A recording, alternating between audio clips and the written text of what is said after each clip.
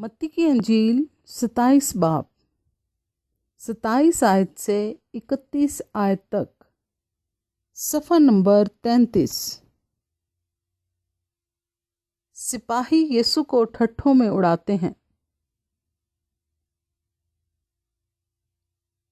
इस पर हाकिम के सिपाहियों ने यीशु को कला में ले जाकर सारी पलटन उसके गिर्द जमा की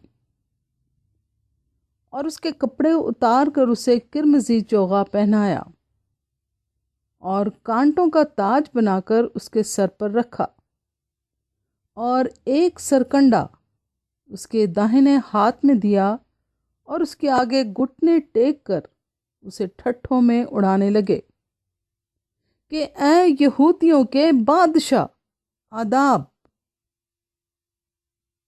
और उस पर थूका और वही सरकंडा लेकर उसके सर पर मारने लगे।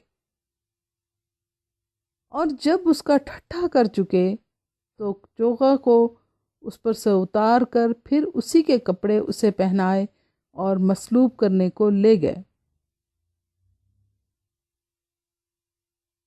कलाम मुकद्दस के पढ़े और सुने जाने पर खुदा की बरकत हो। आमीन।